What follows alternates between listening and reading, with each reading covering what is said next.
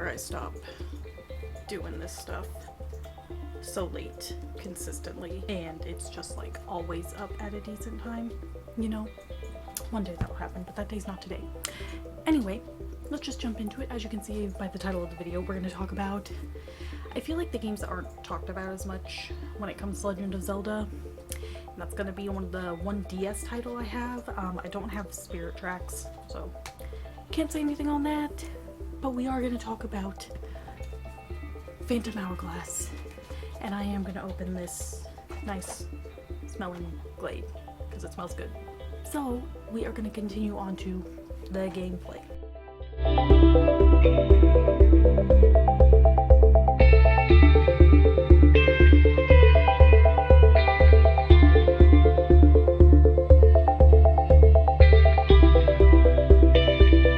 So the gameplay with this game, it was because it was on the DS, so it wanted to utilize the touchscreen more, so everything was done on the touchscreen. You know, you tap if you want to do the boomerang, you draw the line to make the boomerang go, you tap on the things to hit them with the sword, you know, you put the DS stylus to move around on the screen, all that.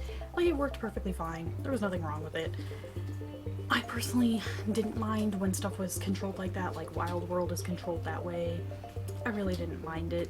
It works perfectly fine. You got all your same, you know, Legend of Zelda items, your key items.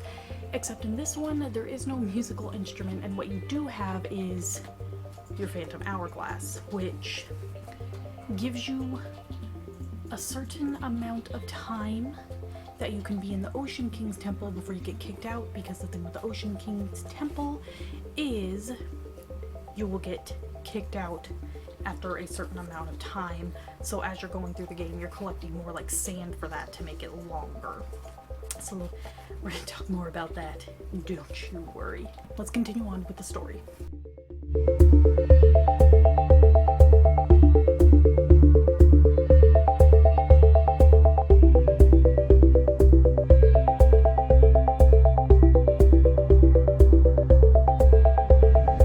So, basic story is you end up on an island. You're trying to figure out what's going on. It's an island like, oh, what's going on here? What's this Temple of the Ocean King business? Oh, sir, I need your help. And you end up with this.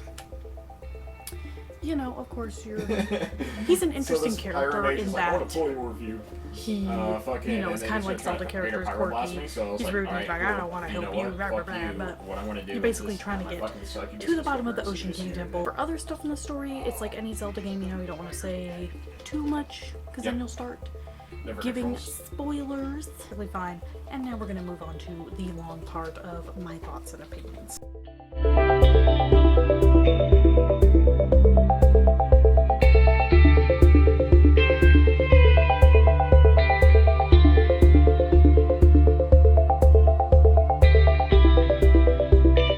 So honestly, this game is pretty forgettable.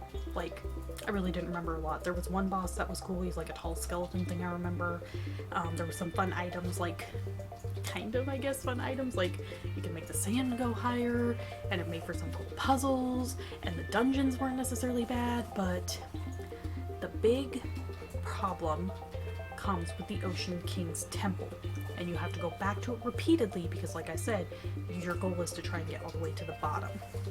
Well, how it works is you go in, you know, it's this, I think it's supposed to be like a poisonous gas, and that's why you get sent back, or you die, you know, if you're in it for too long. And then it's got the Phantom Knights there, who they will kill you and send you back to the beginning of the floor you're on.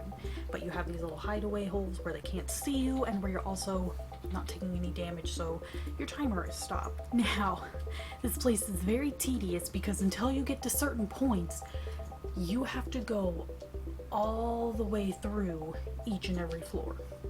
Like, all the way through it again until you get to very specific points, and there's not that many of them, and it's the most backtracking, and it's the most annoying thing ever, and is like one of the biggest things I remember from that game, and why even when I sit here and I'm like, oh, maybe I'll play it again, and I'm like, oh, maybe I won't, because that was annoying, like really annoying. And that's honestly my biggest complaint with the game, and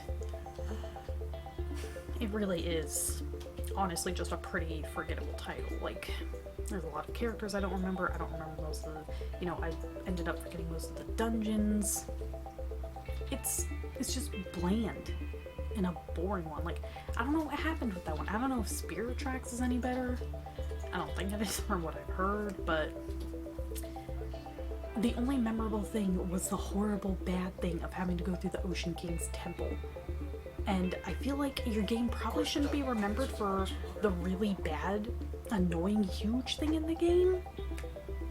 It's kind of a huge oversight.